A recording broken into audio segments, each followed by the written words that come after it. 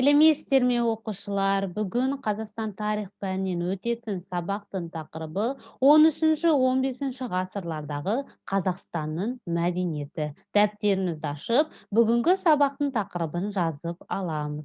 Зерттеу сұрағы 13-15 ғасырлардағы өнер мен әдебиет орта ғасырлық қоғамды қалай бейнелейді? Сабақтың мақсаты тарихи, философиялық және әдеби шығармалар мазмұнының негізгі идеясы, ислам дінінің сәулет өнеріне әсері, күй, аңыз, шежіре, эпостық жырлардың тарихи маңызы. Өткен сабақтан сіздер не білесіздер? Әбілхайыр хандығының саяси, тарихи, қоғамдық құрылысы, шаруашылығы, ыдырау себебі. Моғолстан мемлекетінің саяси тарихы, қоғамдық құрылысы, шаруашылығы, ыдырау себебі. Моғолстан мен Әбілхайыр хандығындағы саяси оқиғалар. Моғолстан мен Әбілхайыр мемлекеттеріндегі оқиғалардың саяси жағдайына тигізген әсері. Оқушылар, ең алдымен білімнің сайтын пайдаланып, 13-15 ғасырлардағы Қазақстанның мәдениетіне байланысты бейне материал көретін боласыздар.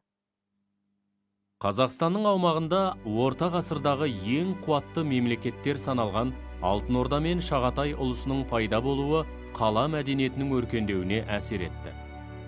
Алтын Орданың орталық бөлігінде ірі қалалар бой көтерді. Ғалымдардың айтуынша, Алтын Орда жерінде 300-ден аса қала болған. Қалалардағы адамдардың негізгі тіршілік көзі сауда болды. Алтын Ордадағы Сарайшық қаласында Теңге сарайы орналасқан. Ислам дінінің келуімен 13-15 ғасырларда мешіттер мен кесенелер салына бастады. Олар орталық Қазақстандағы Қаракеңгір өзенінің бойында Жошы хан кесенесі,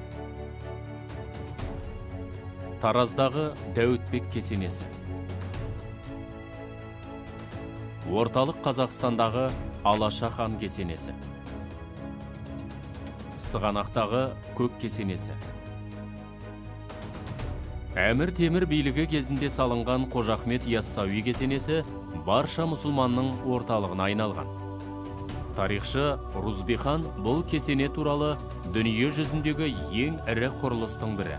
Бұл кесенеде адамзаттың сәулет өнеріндегі жетістіктері таңғажайып түрде берілген деп жазған. Кесенелер негізінен 4 бұрышты, шар тәріздес, күмбезді болып келген. Моңғол басқыншылығы моңғолдар кезінде қазақ жеріне тілі мен мәдениетін тарата алмады. Бату хан кезінде бүкіл мемлекеттік және ресми құжаттар түрік тілінде жүргізілсе, Алтын Орданың басқа хандары кезінде жазба деректер түркі тілінде 3 диалекті Қыпшақ, Оғыз, Қарлұқ тілдерінің негізінде жасалды. 13-15 ғасырларда діни дидактикалық сарындағы кітаптар мен сөздіктер шыға бастады. Алтын Орда дәуірі әдебиетінің көрнекті өкілі Сайфи Сарайидың Гүлістан бит түркі, Әл-Хорезмидің Махаббат наме, Құтыптың Хосрау шырын дастандары Қыпшақ парсы тілінде жазылған. 13-15 ғасырлардағы жыраулар поэзиясы сыпыра жырау мен кетбұғадан басталады. Халық аңыздары бойынша кетбұғаның өлеңдері Шыңғыс ханға арналған. Соның бірі Жошы өлімін жоқтау. Асанқайғы ақын, жырау, би, Әз Жәнібек ханның ақылшысы, жерұйықты іздеп, ұлы даланы кезген философ. Оның поэзиясы Алтын Орданың күшеюін көксеген, аристократия өкілдерінің ойларын бір арнаға салған, империяны қалайда сақтап қалуды ойлаған сарынға толы. Қазтуған Сүйініш ұлы, батыр жырау. Ноғайдың Эдисан ордасының билеушісі Сүйініш мырзаның ұлы. Халық арасында қарға бойлы Қазтуған атанып кеткен айтулы жорық жырауы. Доспамбет жырау, атақты қолбасшы батыр жырау. Кіші Ноғай ордасында әскери қолбасшы болған. Шалгиіз жырау, ақын жырау батыр.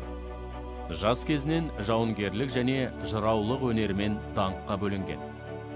Жазба әдебиетпен бірге көшпенділердің дәстүрлі жанры ауыз әдебиеті дамыды.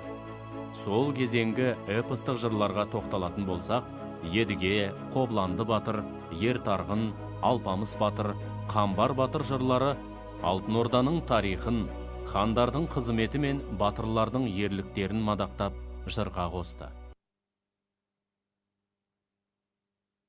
Оқушылар, бейнематериалды көріп аяқтадық. Ал енді қысқаша конспектті оқыңыздар.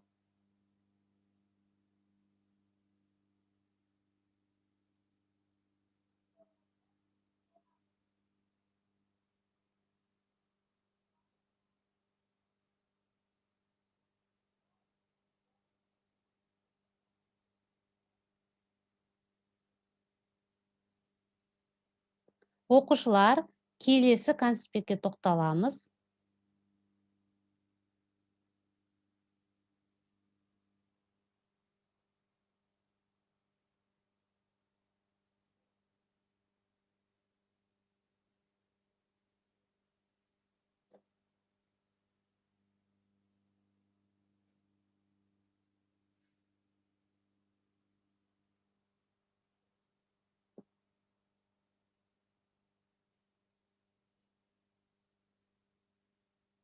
Оқушылар, қысқаша конспекттерді оқып болсаңыздар, тапсырма орындайық. Бірінші тапсырма, төменде берілген шығармаларды әдеби жанр түрлеріне қарай топтастырыңыздар.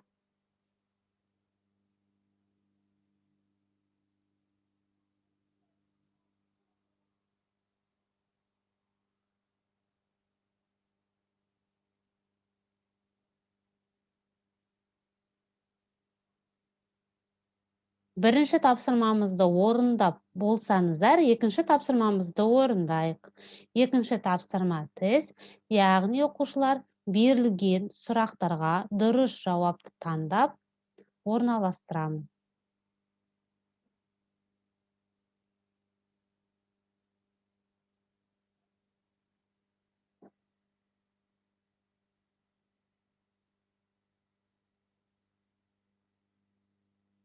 Оқушылар, тапсырмаларды орындап болсаңыздар, бүгінгі біздің сабақ аяқталды. Сау болыңыздар.